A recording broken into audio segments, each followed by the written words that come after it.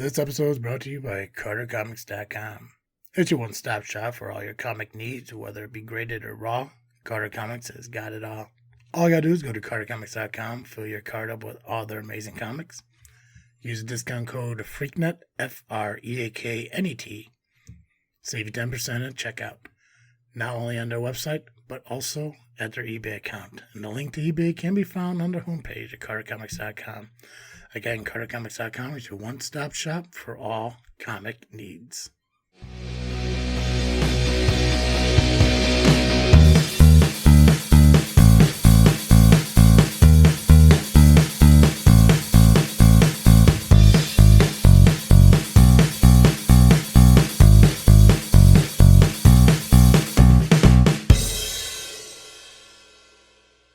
What's up, everybody? I am Travesty, and welcome to another episode of this freaking show. It is the weekly podcast with a little bit of something and a whole lot of nothing. Cartoon Joe is not here with us today. Don't smirk. Let me get through my stuff.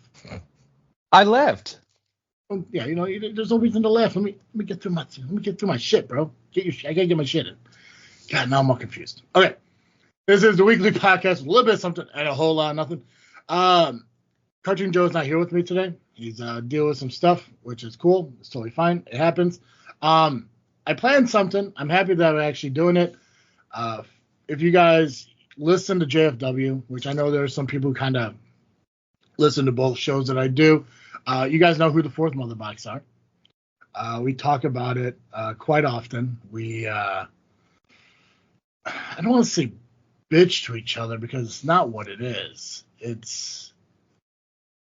I don't know. I don't even know how to. I guess it's basically just a way for Nubby to get more shit in. But if you guys haven't listened to Fourth Mother Box yet, I do recommend you go do so. But Tom and Kyle, the hosts of Fourth Mother Box, are here with me today. So, guys, thank you for being here. What's up? Thanks for having us. Yeah. Hell yeah. Yeah.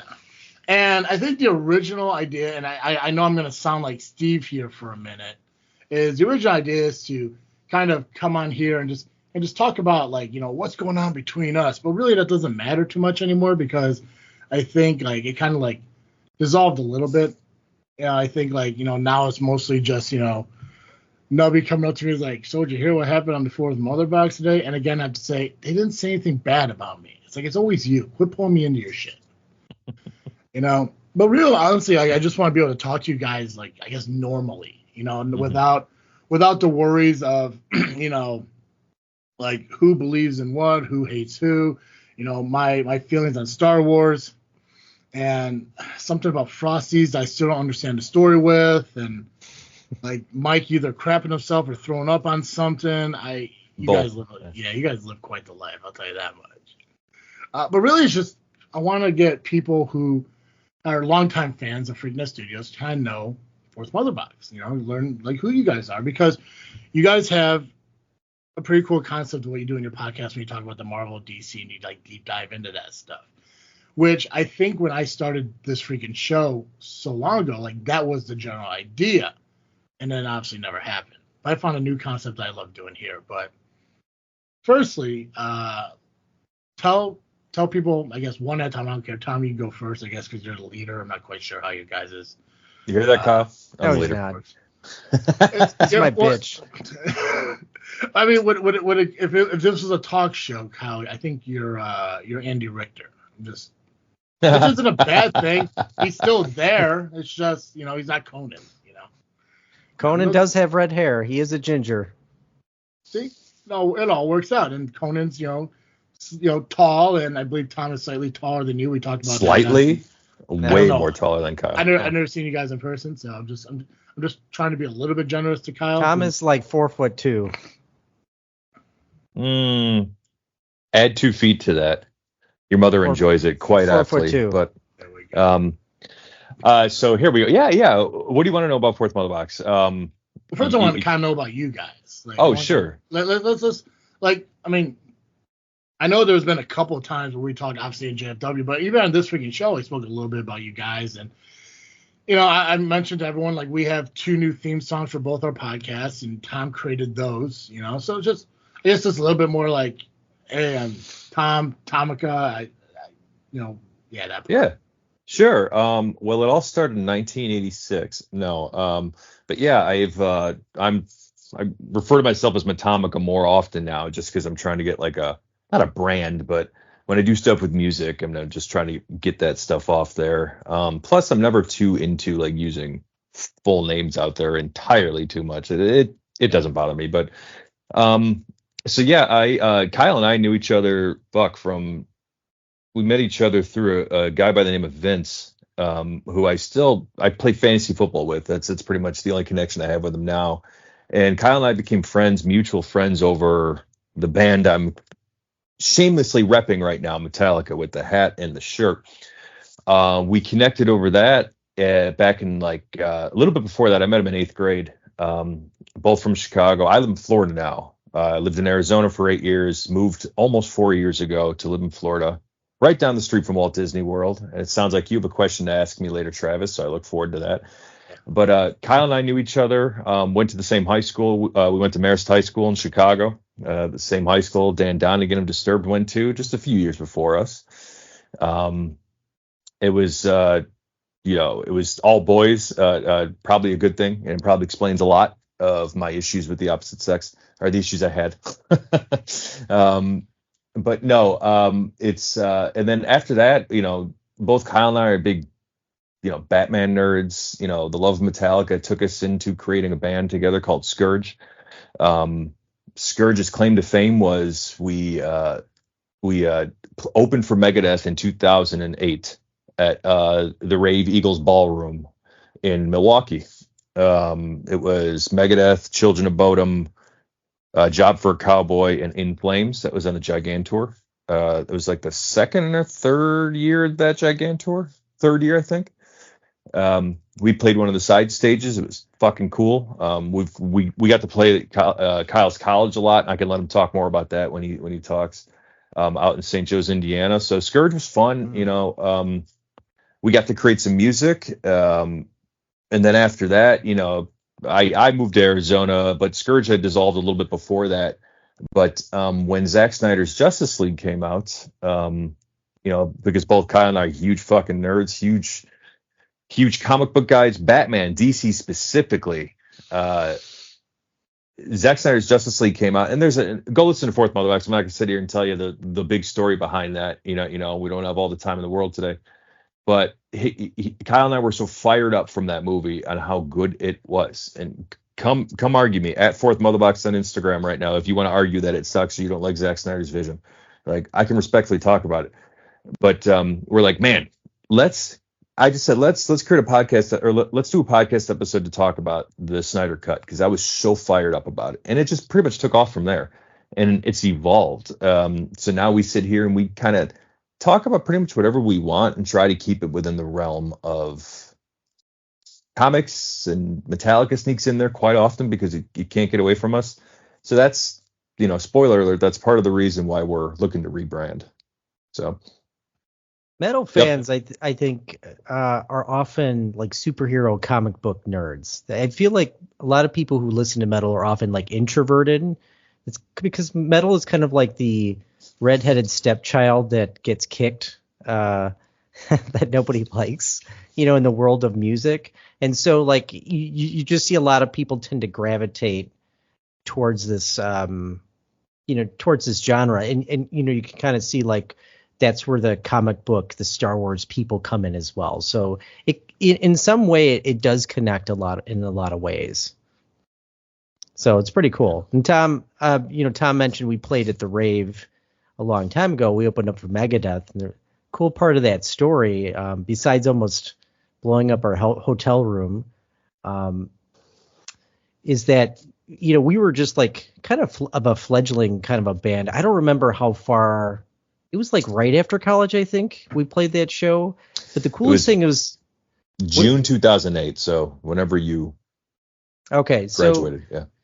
So maybe a couple years in, but we weren't like really big in the scene. But one of the coolest things happened to Tom at a Cubs game. I remember somebody recognized him and like remembered some of the lyrics to one of our songs. So, which was like hugely amazing because it's like in a different state, and like why would they remember us?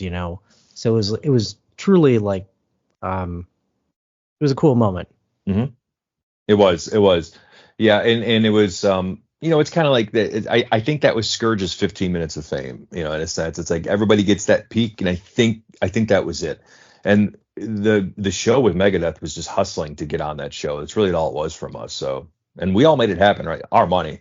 I'm probably still in debt from what I spent to get me to Chicago to Milwaukee. Everyone else had to do it, the old band adage where all of our shit was loaded up in like 5 cars. We all drove from Chicago to Milwaukee.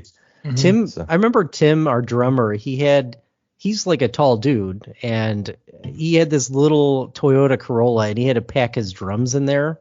And it just was like, what's that scene in The Simpsons where like it's Nelson laughing at the really tall guy in the car? Are you laughing at the size of my automobile? Yeah. Yeah, that guy. Yeah. That's Tim. But yeah. He like literally arrived, and then they made us go on stage, which was totally different than what they had told us on the phone. So it was a little bit of it was stressful. Yeah, it was stressful. It was it was really nerve-wracking because like Dave Mustaine is playing upstairs, and here we are, this like little band from Alsip, Illinois, playing on the side stage. So it was truly a cool moment. Absolutely. It was. I remember seeing the guy I met I met a dude at Hot Topic when I was buying a couple of Metallica shirts like weeks before the show when we were just talking, and I was selling tickets to Gigantour because that was part of it. You had tickets and you could sell them to get people to come see you, and it got your ticket to see Megadeth too. So I was eating the cost and giving a decent amount of them away because I just wanted people there. Like, hey, do you want to see a free Megadeth show? And yeah, like this guy's like, fuck yeah. And I told him about us, and I can't. He'd probably get in trouble for this, but this was so many years ago, almost 20 years ago. I gave him a ticket. I said, here you go. And he's like, oh, hold up, man. And then he gave me the 2 shirts I was looking to buy for free under the table. And then I ended up seeing that guy front row at our show. I remember we were in the middle of playing. We were middle of playing Scourge of All, and I looked down, and he's just right there up against the stage. He like pointed at me, and I was like, "Oh fuck, it's this guy." So yeah, it's fun times. Your buddy, your co-host, Nubby Mikey over there, JFW. He's got a lot of Scourge history. His claim to fame is, and Kyle could tell this story better, but he's fallen over in midst of a mosh pit. So didn't he dress up like Batman once? He did do that, yes. And then he fought Chris for some reason. Yes. Why did we decide that was that was staged? That was staged. That was because Scourge played the Batman, like the old '60s Batman theme song, like a na na na na na, like we would metal it up. Yeah. And we played it, and we had gotten with Mike beforehand because he had like a Batman Halloween costume. So we're just like, Mike, when we play this, we want you to run out of nowhere because we're at Ashbury's Coffee House upstairs. Like come out of nowhere and just start like fighting Chris, because I think Chris, he was trying to steal, kidnap somebody who was there. So we're like, oh no, somebody needs to help. Then Mike came out and we were playing Batman, and he was like fake beating up Chris. I just remember. Which is strange because Chris, he wrestled a lot with you when you guys had your old wrestling days, and Chris is like, he's not a small guy, he's like a big dude. Well, Chris is taller than me. And just a big, massive guy. Like he would be our version of almost like he's big dude, Mm-hmm. Not fat, just thick, big guy. Yeah. So that was funny seeing tiny ass Mike. It was like a David and Goliath kind of thing. But yep.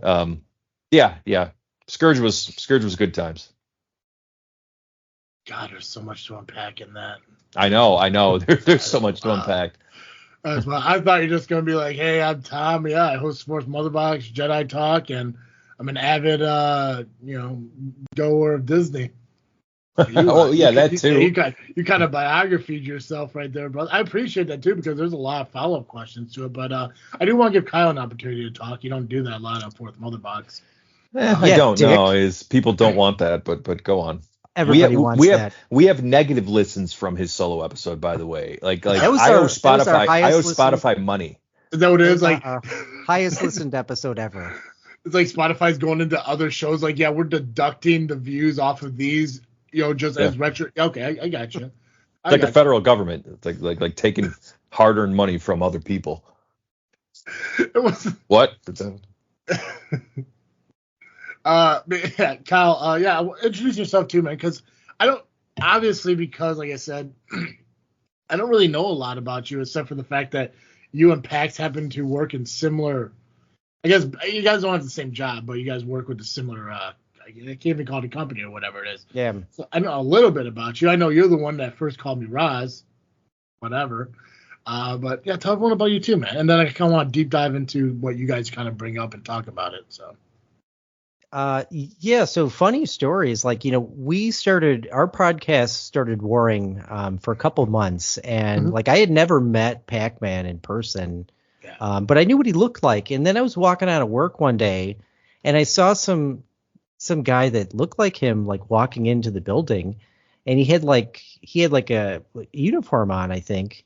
And I'm like looking at him, I'm like, is that Pac-Man? And then I like Facebooked him, and I looked on it, and I think I saw he worked at the same company. I'm like, you got to be fucking kidding me. You should have jumped him there.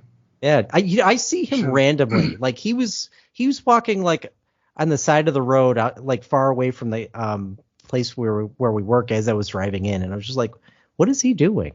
Yeah. He's like the adult version of Thurman Merman. Like, perfect.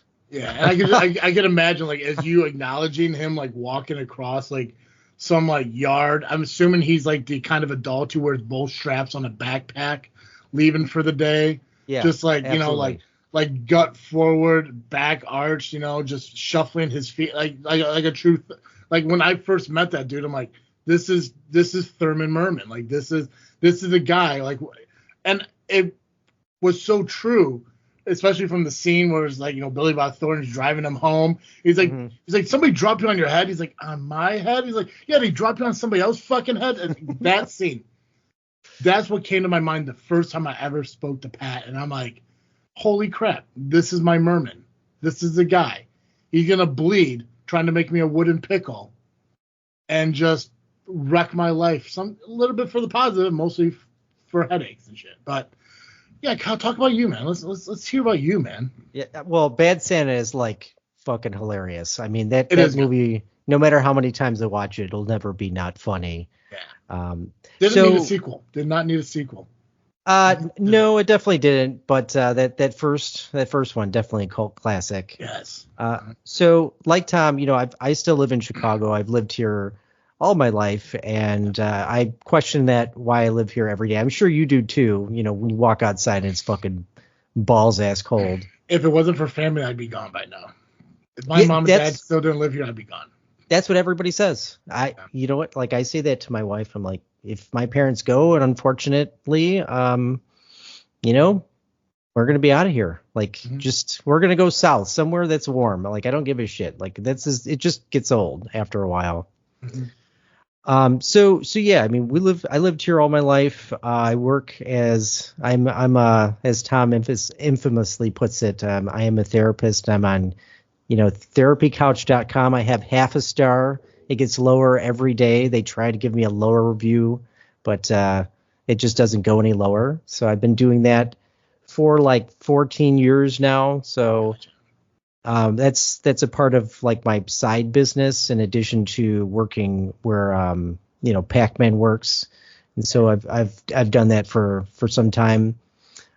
Huge Batman fan, Metallica. Like Tom and I think Tom and I met through our buddy Vince, but then I think it was like high school where we started to really become friends, because I just remember one day like he was sitting across like the classroom and he had like some And Justice for All shirt on. Yeah. And I was like, fuck yeah, that dude's got a Metallica shirt on. And where we grew up, like listening to Metallica, or like in that neighborhood or like that school, everybody was like into like Dave Matthews Band and like Fish with a P. And, like no hate to those bands, because Dave Matthews, like I'm a guitarist, like, he's a good musician. I like a few of his songs, like definitely no disrespect, but like, I always gravitated towards like the fast and the heavy and the different. And that's what, Tom and I connected right away because we loved Metallica, and then, obviously like superhero shit. So This horrible friendship was born out of that. It was. Yeah, it was. Metallica is so just hearing him talk about them. That's part of the reason why we're rebranding, right? I think you questioned it a bit on JFW. It's like, and you're right. It's like we're still talking about the stuff we talk about, but the fourth mother box, pun not intended here, but intended, boxes us into DC specifically. Yeah. And we are more than DC. So I think that's our attempt, and it's not going to be an overnight rebrand. We'll get there eventually. But yeah, Metallica, like it's just Kyle and I kind of, and a lot of my closer friends, Tim, who is, and even Brian Hanna who was in Scourge, we had it was all metal connection, right? That's why we were friends. We bonded over that, and it just kind of grew from there. And I think the heavy metal community in general gets a lot of bad rap because on surface it's angry white boy music, right? It's just angry white, and it's true to a sense, but if you truly look at the people who are going to the Metallica shows, man, it's God, it's such a different, it is such a vibe. It's such a different vibe. It's so hard to explain. Kyle knows it. I know it. Mike knows it. Tim knows it. All of our buddies know it. It's where there's this camaraderie. There's all these different types of people. Kind of same with wrestling in a sense. All these different types of people, just common love for heavy music. Metallica, it's just like this, and there's way more of that in the quote unquote like fast and heavier music community than people would think. They think we're just angry. They think it's just like they want to listen to this and burn the world. Well, while that may be true, like there's a lot more complexity to that shit. People have problems, and it's not as simple as turning on a Taylor Swift song about her eventual breakup with Travis Kelce, just to make me feel good because she put it out on her, she re-recorded it with 10 new seconds of farting and it made $1 billion. I don't know. Yeah, that was a shot at Taylor Swift. I don't give a fuck. But like there's just such a difference at I went to Eric Clapton once to see him in concert versus, seeing like Metallica or Slipknot or some metal bands. There's just such a different vibe to it. There's so much energy at these shows. Like you can't just go there and sit down like and be bored. Like it's a truly different experience. And you see some like colorful creations of the world, like some real interesting individuals at these concerts, which is an aside in itself too. I always run into somebody I know. It's like somebody you've seen before. You may have met this person 15 years ago at a Metallica show, and you always see him again. It's so crazy. It's so crazy. So yeah, it's I mean, I could understand like where people get the idea, and I'm probably like thinking more like back, like 2007, like when I was a senior in high school, even actually before that. I had a friend of mine who was huge into Metallica. Now, as far as his love for Metallica, I'm not sure how deep he actually went with it because I've never been a huge Metallica fan. The only reason I ever listened to Metallica was because of Paul Konerko. Like that's the only reason. And there's only like a few songs by Metallica I even like. Just because it's not that they're a bad band. I think I may have said that on JFW at one point or not. They're just not my kind of music because I don't know. It's just something about that genre of music where it just like it doesn't excite me to listen to it. It's just not me. I love Sanitarium. I think that's my favorite Metallica song. Sad But True is also up there. But like when you like deep dive into like these albums, like a coworker of mine, John, he's huge. He went to that weekend thing you guys went to. Which by the way, is it weird that there's like a Saturday break? No, these guys are 63 years old. Not weird at all. And Metallica takes over the whole weekend too. It's like they're stuff, everywhere. There's stuff during those days. It's like you get there Thursday. It's like there's stuff you can do every single day. It's so much fun. I love it. I'm going in less than 4 months to Tampa. I can't wait. So even like we saw like when we went downtown in Chicago, you just feel it right away, and people will start asking you like, where are you going? Like, what's this line for? We were waiting to get in the pop-up shop, but even when we saw them in other cities like San Francisco, like it's everywhere. There's there's like a sea of black shirts, just roaming throughout the city, and it's truly a cool sight to see. Yeah. San Francisco's even more of a vibe because that's where they're from. That's their hometown. History Yeah. is their really? history is the Bay Area. That's thrash metal was born in the Bay Area. So Is that what they're considered, thrash metal? well, yeah. Well, and I mean now Metallica's redefined, and I think Metallica has defined what it is to be heavy metal. You know, they kind of took what Black Sabbath did and kind of smoothed it out. When they started, they were thrash, like Kill 'Em All. That's fast, heavy. That's thrash metal. Anthrax, that's thrash. Slayer, that's thrash. You know, Testament. You know, the earlier stuff. That's what they were. They're thrash heavy metal. So it was officially Metallica's, and I guess hard rock. Yeah, they did. I think I may have mentioned this when I did your guys' live stream with you. Did I tell you guys about some like theater show I went to that they did like they streamed like a live concert to a theater from like across from like Europe over here? Yeah. Kyle and I were at that one. Okay, yeah. I went to I was in the theater in Joliet, and I think they called it the Big Four. I just can't remember who. Yep. I think it was Metallica, Anthrax, White something. No, Metallica, Anthrax, Slayer, and Megadeth are the Big Four. Slayer, Megadeth. Okay, so is the lead singer Megadeth? I guess maybe at that time did he like? I don't know if you remember. Was he wearing like all white? He was associated with Metallica for some time, right? Dave Mustaine used to be. Yeah. Okay. He used to be in Metallica. Yep. Okay. At one point. So in that concert, I think he was wearing all white. And he had like really like white hair. That's why I keep thinking like White Stripe or White Snake, not White Snake. But like it was something about that. And I remember the guy I was with was like, he's like, oh yeah, he has issues with Hetfield. And I'm like, dude, I don't even know why the fuck I'm here, to be honest with you. Like, I don't enjoy this music. I just felt bad for the guy because he was talking at work one day. He's like, yeah, I really want to go see this concert, but nobody wants to go with. And I was like, oh sure, I'll go. And I'm a 19-year-old kid. This is a 45-year-old guy, and I'm like, and he's picking me up, and like I'm assuming his mom's van, and I'm like, oh, I'm gonna get raped. Like this is, like this is it. But the thing is too, like he dressed just like my buddy did, like in high school, you know. And this dude, again, he's 45 years old, but we're walking up to and I think I still have the picture of him like somewhere walking up, but you know, blue jeans, got a chain on, he's wearing a Metallica shirt. I think there's a fleece jacket wrapped around his waist, you know, and he or not fleece, a jean jacket, plaid, a plaid. Oh, plaid. Okay, yeah. And he's excited. I'm like, I mean, good for this guy. Like the concert was good. It just wasn't my music, you know. And like obviously everyone was into it, and I'm sitting here thinking like, hell, this thing's got to be almost fucking over.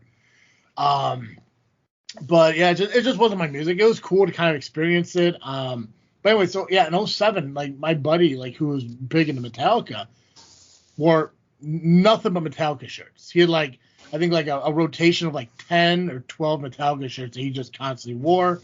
That's always awesome. Black jeans, always black sneakers, and he always wore a leather trench coat. And I know he got a lot of shit for it. Like a lot of people called him Columbine a lot. And I know that, yeah. Yep. That's a stereotype you get when you listen to this music. So and I don't know if I'm trying to remember. I don't know if you guys ever saw the documentary about Bowling for Columbine or whatever the hell it was, but I know they talked about the shooters in Columbine out there in Colorado back. I think it was '99. It was or whatever. I know they reference metal music as something that they constantly listen to, and I think that was a poor decision on them doing so because you can't associate what they did in Colorado with that genre of music. You know, it's like the same thing. Like it's just the concept of like, it's like, oh, they're all devil worshiping. It's like no, just because Ozzy bit the head off a fucking bat doesn't mean the entire genre of music is doing nothing but worshiping the devil. You know, if you look at metal as a whole, like just not these subcategories, but the overall category of metal, there's a lot of bands that, you know, are, I guess, as comparable to the sound of Metallica, but you can look at them as like Christian music, like Skillet, Creed, stuff like that. You know, they're not devil worshiping, but they do have the loud, you know, guitars and drums and the way that the singings occurred in and everything. It's like when you sit there and you do what they did with metal music and metal music in Columbine, you almost destroy a genre, which was always goofy to me. You know, it's like when I listen to like 80s music and everyone's like, oh, that's all about sex and drugs. I'm like, well, that's what made it good. You know, but that's not what it's all about. You know, it's like, you know, just listen to a couple of things. You know, just actually listen to the song, listen to the lyrics. You know, and yeah, I know it's a weird rant, but yeah, when I heard that you were a therapist, I was like, that makes a lot of sense. Just by the way, kind of like you answer certain questions and stuff, which I think is actually pretty cool. I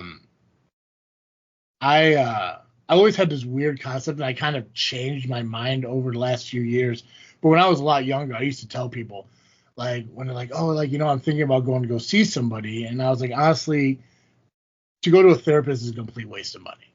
Like, to sit there and have somebody you don't know tell you how to live your life makes no sense to me.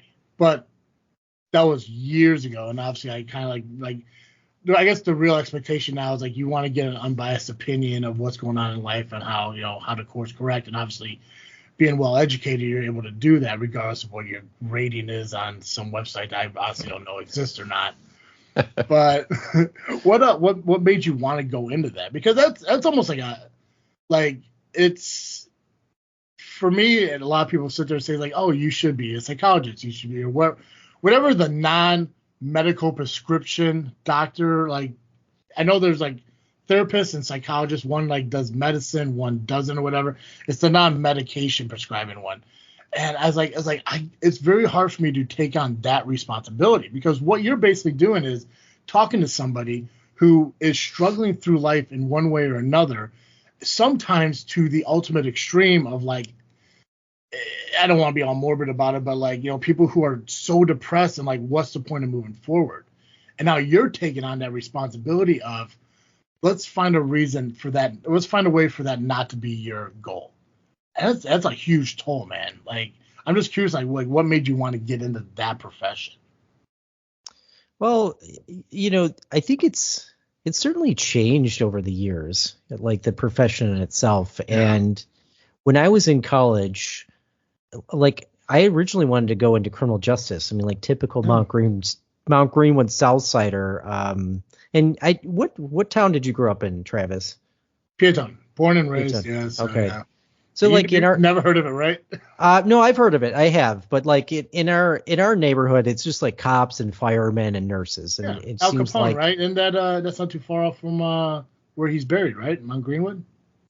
I don't know, but I know there's like lore all over the place, Chicago, of like, this is where Capone, you know, dumped bodies here. You know what I mean? Like, yeah. So I wanted to go in. I'm sorry, go ahead. No, you're good. So I wanted to go into that in college, and then, you know, like I wasn't like a messed up kid, you know, in college. I mean, I was an idiot for sure. I mean, we'll always agree to that. But like, you know, I battled depression in college, and I don't think it wasn't to an extent of, you know, like hospitalizations or anything like that. But I just felt like, you know, an outsider. I felt different. I felt like disconnected. And, you know, that was I saw a therapist while I was in college, and, you know, it really changed. It really helped me a lot, just being able to sit down and talk with somebody and connect in that way and give me some sort of guidance. And it really kind of changed my perspective of, you know, which profession I wanted to go into. And I started taking classes in psychology, and I had a really great mentor in college, and that really helped, like, you know, the momentum of me going into this profession. And so that's what kind of led into it. You know, Tom and I talked MeTOMicA, but you'd be surprised like how many fans I get of like metal. You know, it is the introverted crowd. There's a lot of people that seem to just struggle to like connect with others, like battle with depression. Like their whole internal world is just chaos. And I think they connect with metal because it's alive and it makes them feel connected in a way that you know, they can't do in their own life for some reason. So like, you know, the profession itself, it has changed over the years in a way. And there are times where I fucking hate it, honestly. And most therapists would probably tell you that, because when you sit down with people and you're listening to, like, maybe there's some of like the worst shit imaginable. Like, I've heard some horrible shit that people go through. And in some sense, I feel kind of like privileged to be able to do it because people are like unloading their soul and what they've gone through. And sometimes they haven't told anybody else but me. And I'm like, I just, you get that imposter syndrome when you do it, because, your entire goal is like, I want to help this person, and your training helps you with that. But, it's very much an art and a science in one. And so there's just a natural, you have to bring your like self into it. You have to be real authentic, because you can't just be like, well, you're depressed, so let's just focus on your negative thought processes. And that works to a certain extent, but you have to connect with people. And like being so structured and robotic, it doesn't always do that. And so the really interesting thing about it is, you continue to learn about the human experience. And, Tom and I being in a band trying to, create music is very much the same thing. It's like, how are you going to create this art that connects with people? And so that's what it is for me, every day. Again, like some days, like you just feel totally defeated where, people, they come in and you're like, wow, I should quit. But other days, you feel like you're on cloud nine because you've changed somebody's life in a way. And I think that's what the meaningful thing about it. Yeah. Well, yeah, and that's why I was okay. Go ahead, Tom. Yeah. I just wanted to kind of highlight Kyle's, talking about therapy there. I think it's BS when people like avoid it or try to say that it's like not manly enough or something like that. Like I'd like to think of myself as a bit having a touch of toxic masculinity, just like every other red-blooded American male around here. But I don't think it's stupid one bit to go see somebody. I've been seeing a therapist regularly for almost 2 years, and it's one of the best things ever. It's one of the best things ever. You just there's some shit you just gotta let go if you just vent. And there are not a lot of good therapists. So what Kyle can sustainably do for as long as he's been doing, it's props to him. So that's all I wanted to say on that. Yeah.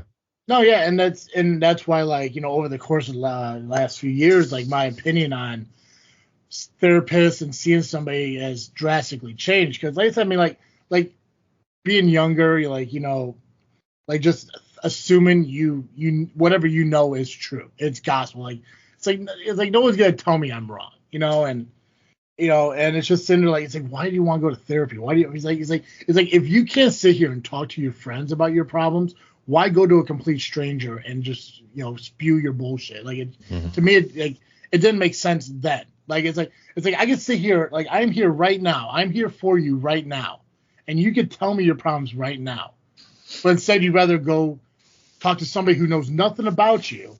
And just, but over the years, like, my sister going to therapy, or like, nieces going to therapy, and friends, and, it's just like over the years, like, it's like, why are you going? Why are you going? Why are you going? And they, you just eventually get the same thing. It's an unbiased opinion. They don't know you, so they get to take the perception of who you created and figure out, okay, well, the reason you do this is because of that.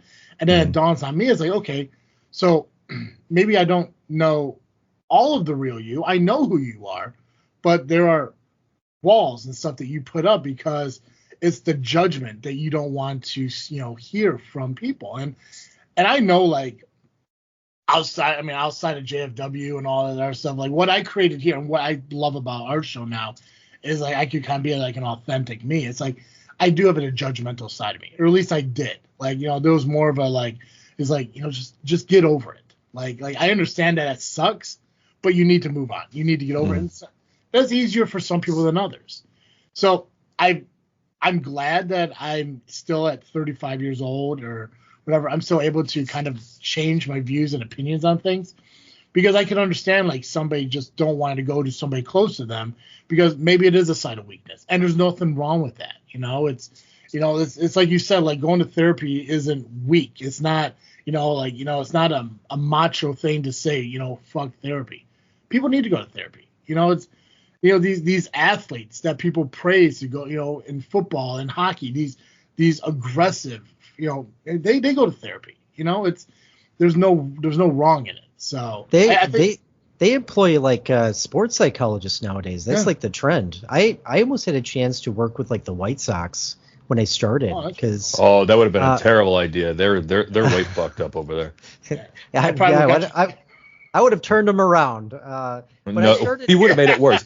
They somehow would have been the first Major League Baseball team to go 0-162, Kyle.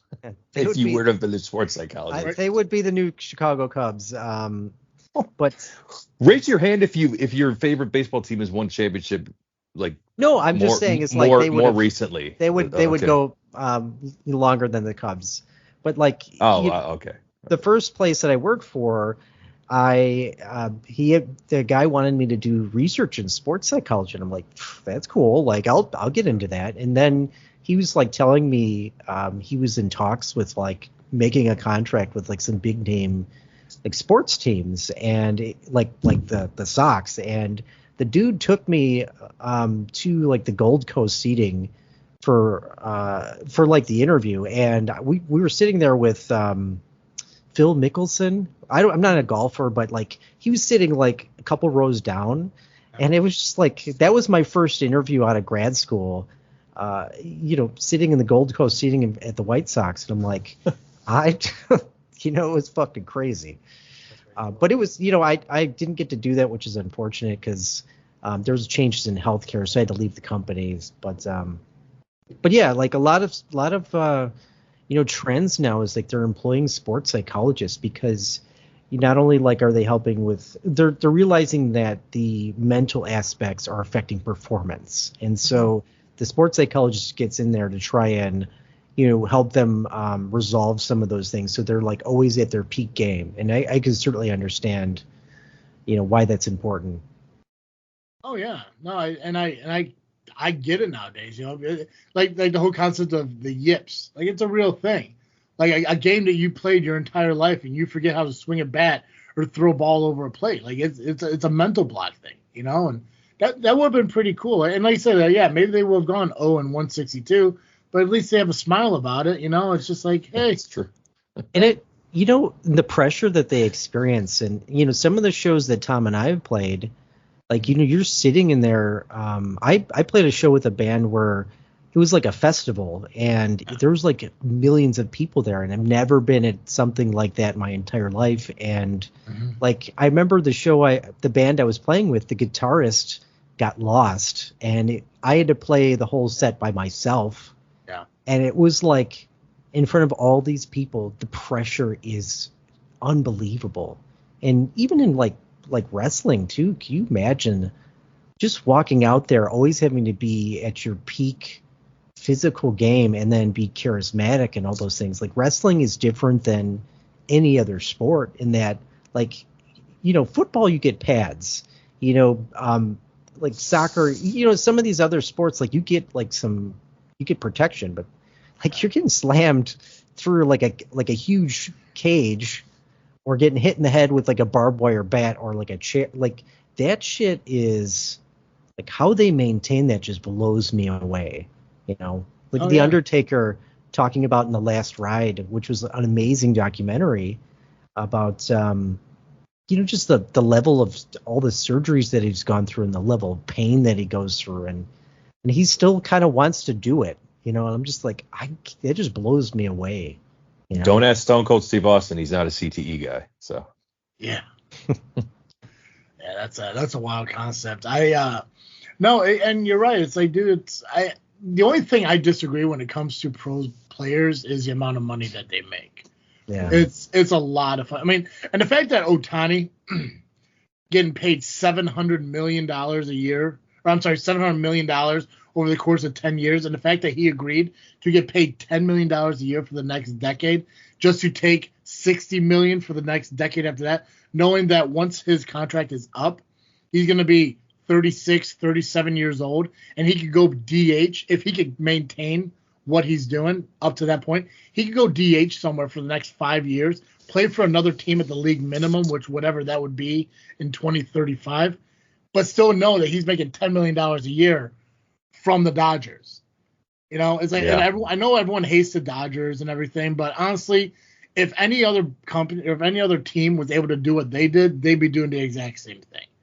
You know, I firmly believe that the Sox, as much as I would hate to admit it, are not going to get any better unless Reindorf sells the team and they move to Kentucky or Nashville, where the hell they want to go. It's just they're just not. He has this weird concept of he's going to recreate the Bulls of the '90s, and he's just not. They don't make great picks. The fact that 24 teams passed on Mike Trout before he got drafted is wild to me. You know, that the fact that he was, I think, 25th draft pick is wild to me. But Kyle, you said so. You guys met in high school, right? Kyle, why didn't you do the wrestling with him and ex Romeo? I did wrestling in high school. And no, I mean backyard. Kyle did a little bit. I did a little bit with him. What was your gimmick? It was stupid. Like, yeah, I know, but what was it, dude? My first gimmick, General Assassin. General Assassin. No, Kyle was Kyle Confrontation. Yeah, that was stupid. But that was like 15. What? It was a play on my last name. Well, I know that, but what? Say the word again. Was it Confrontation? Yes. Because like there was so confrontation, but yeah, confrontation. Okay, gotcha. Okay. Okay. Nice. But we had a good time with that. It's funny, like jumping off like your like garage roof. I remember doing like swanton bombs off of like garage roofs, like when we were younger. And you just think about doing that now in your 30s. That would be the end of the line. I 1000%. I've got at least 5 more of those matches in me. I know I could do it now. Basically, I'm telling you, get me in a backyard, give me all those fucking tables and chairs. I'll beat the shit out of somebody. I can do it. That shit was wild. Yeah, back in the day. What was your gimmick? The one that really stuck out was Red Rapture. That was like when we started, we all had a baby face persona and we had a heel persona. My heel persona was Red Rapture. My face one was Big Red.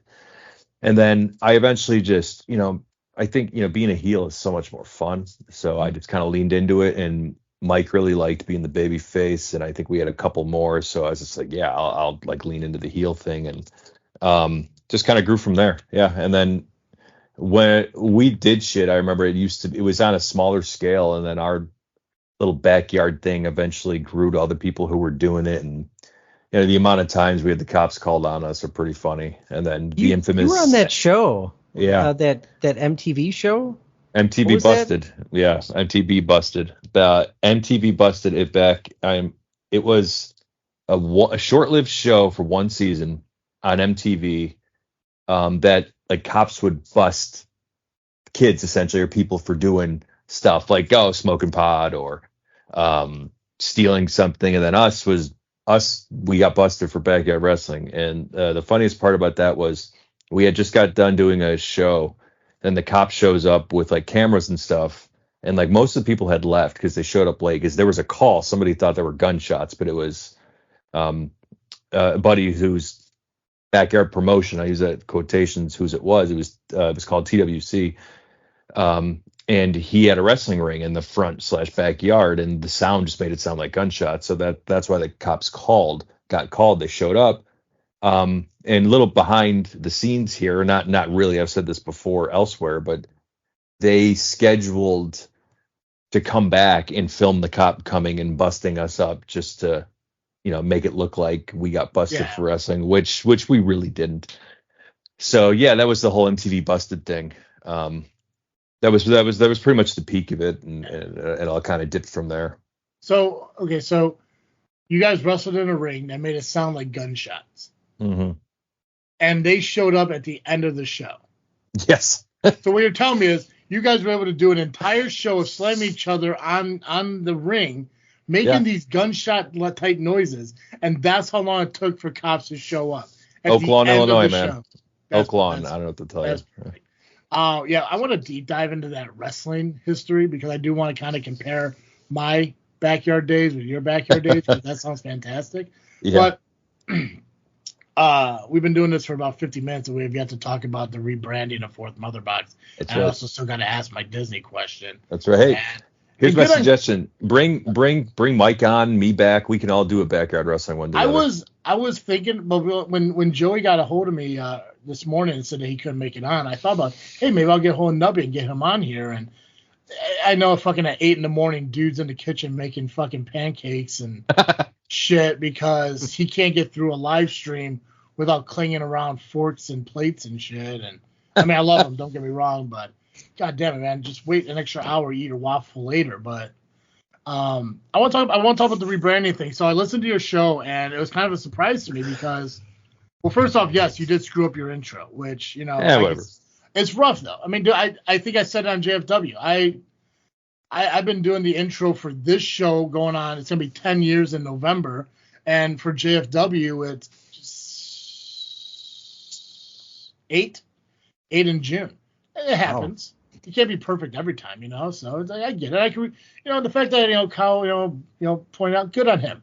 You know, it's like it keeps hosts like this in check. I can respect that. You know, that's what Andy Richter does. But so what's the idea of, like, I know you kind of mentioned, like, you know, you're more than just DC. Fourth Mother Box is a DC thing and everything. What is the concept that you know of as of right now? I know it's kind of like a progression thing. There's no finalization of it. But it sounds like you're changing the name. You're going to change the format. You're going to put segments and stuff into, like, other than the fact that you're more than just DC, what's the reasoning behind just changing the format and, you know, all that? You know, the Fourth Mother Box, it's been so fun for us doing this. And this is really just two friends who have known each other for 25 years getting on and talking about things that we either text about or talk about in person, right? And outside of the terrible things we say about Mike, we make sure to add that on the show, what we say in text. But anyway, so it was like, for the longest time, I had been just kicking around in my head. You know, I had felt that the Fourth Mother Box, and I don't know if Kyle felt like this, but it just hit a stagnant. You know, it wasn't going down, but it's like there's something here, but we need to break through on it. And it's like Zack Snyder's universe is not coming back, and Kyle and I are both fine with that. We're excited for James Gunn, the future of that. And we're excited to see David Cornsweet's Superman movie coming out on July 11th, 2025. That'll officially kick off the new DC universe, and then Supergirl after that, Lobo, all that stuff. You know, we're excited for that. But, you know, we always end up talking more than just DC because Kyle and I love the Avengers, Marvel. We love Star Wars. We love MeTOMicA. And then, we've had shows. We've talked about those drones in New Jersey, which, talking about UFOs and shit. And then, we talked about that Oliver Anthony controversy way back when that was like breaking the internet and stuff. You know, we'll veer off and might talk about like the Star Wars show that's going on at the time. It's just, I think the Fourth Mother Box has an opportunity to be more than just DC Comics and just comic and superheroes in general, because Kyle and I are into more than just that, right? You know, we are both musicians. We create music. I want the Fourth Mother Box to be a little bit of an opportunity for him and I to be able to put out what we've created together and on our own, you know, just to put it out there. So it's like creating a brand that's not so boxed in would kind of be where I'm coming from. And, to expand upon that, over the years of us doing that, we've noticed certain shows get more hits than others. And for example, when Tom and I went to the 40th show of MeTOMicA, it was like one of our biggest shows ever. Fourth Mother Box most listened to show ever was when we recapped the first night of the 40th MeTOMicA show. So many people listened to that. It was more than I expected. I'm trying not to humble brag, but it's just like shit. Like, that's crazy. And I think, like, as a like an art form of the podcast, you always want to like strike when it's hot, right? Yeah. You want to go with what the zeitgeist of the time, right? And I think, for us, one, like, Zack Snyder's Justice League has ended, so like Fourth Mother Box, it's a little bit it's not striking where it's hot right now, and so we're kind of trying to find a way to make it inclusive of all these things that we want, like an amalgamation of all these great things that we love. And so we're tinkering around with the name change and how we're going to put that forth in the future. So it's really kind of cool. Shake things up a bit. I like how you squeezed in the word fourth in your explanation there, but different forthcoming. I love it. There you go. Yeah. No, I honestly I think it's cool, and you guys are right. Like there comes a point where it's like you kind of like level out, and you wonder like what do I need to do to kind of like hit that next step or get, and that's what Joe and I kind of came to when we were doing this show. We tried to make this about pop culture, what's going on in music and movies and comics and technology and all that stuff, and we just never got there because, like, for me personally, like, that stuff doesn't constantly interest me.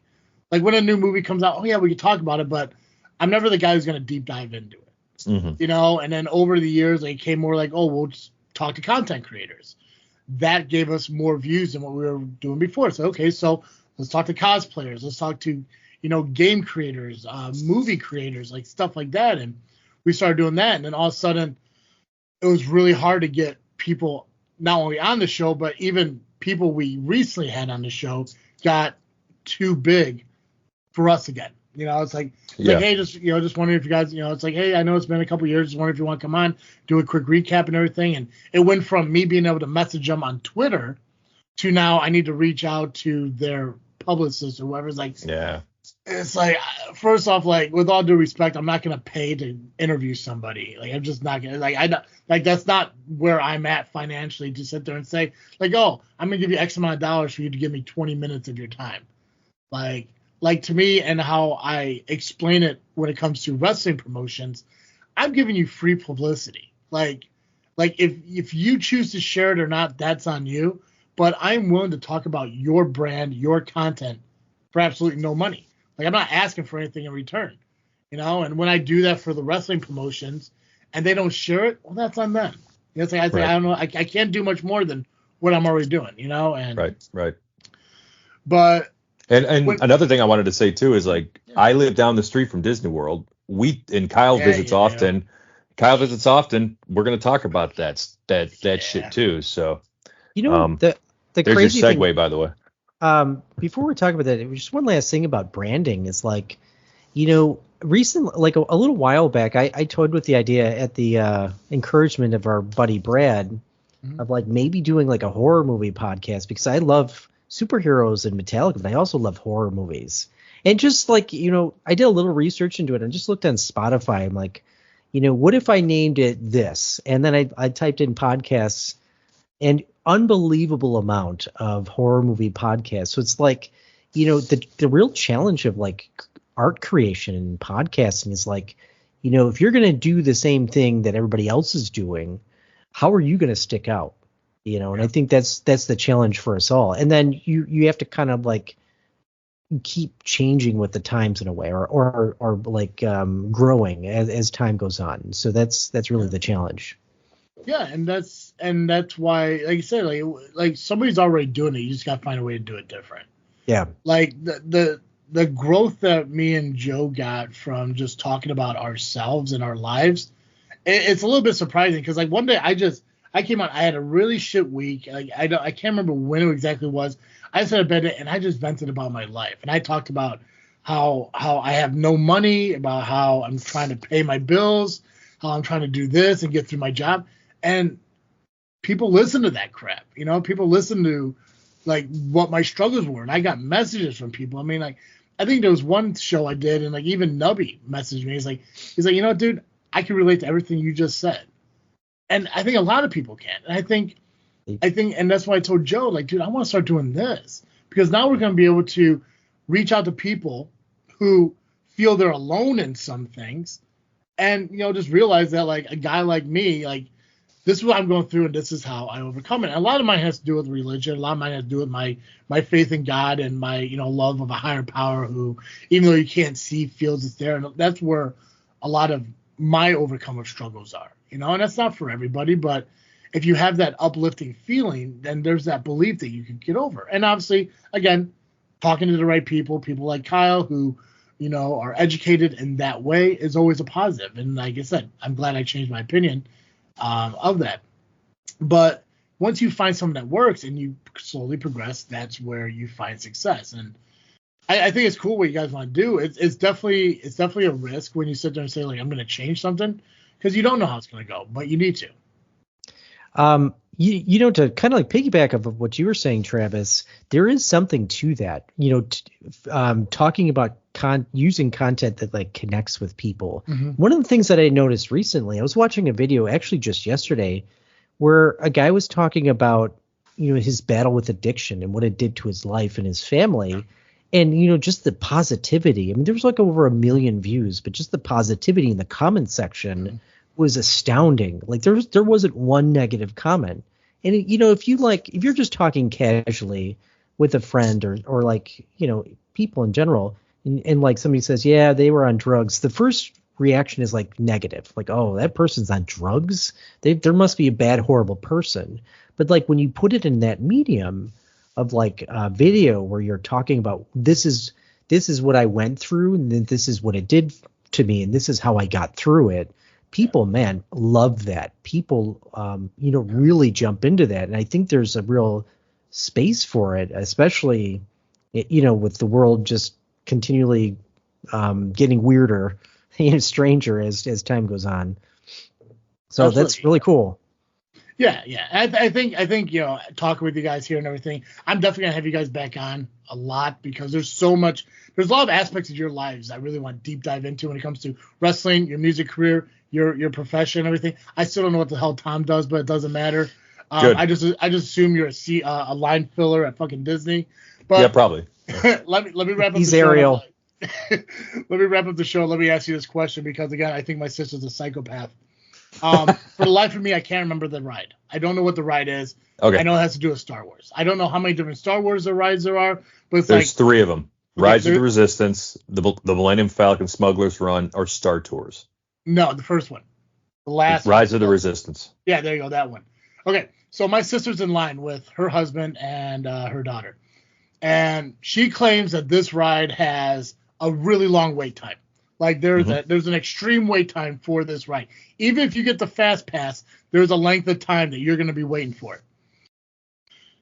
She claims. So she's in line, and all of a sudden her daughter's not feeling well. Now, this is why I'm going to ask you this question, because I know you have a child. You're not the one running through Disney by yourself. So as a parent, if you're in this situation, she's in line. Her kid's not feeling well. Her kid throws up. It's just water. Her claim, it's just water.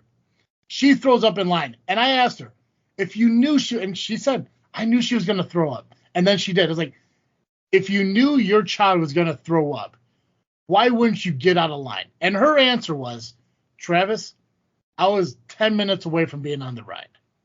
There was no way I was getting out of line. And I was like, that is a psycho way of looking at it. And she's like, if you understood how long it takes to get onto this ride, you'd understand. And I was like, I'm going to have a guy on the show tomorrow, and I'm going to ask him about this situation. And if he is to tell me he would 100% would allow his child to vomit in line, knowing that he's 10 minutes away from getting on this ride, then you know what? I will call you when the show is over, and I'll apologize fully. So, Tom, what I'm asking you is, if you bring your child to Disney and you're sitting in line for this ride, and you're 10 minutes away from, by the way, this is the first time they ever ride it. This is the first time they're getting on it. And you were to sit there and say, oh, crap, my child's about to vomit. And then they vomited because you're not willing to get out of line. Is that sanity? That's insanity. I'm with you, Travis. You can call her up and say, talk about the Batooper.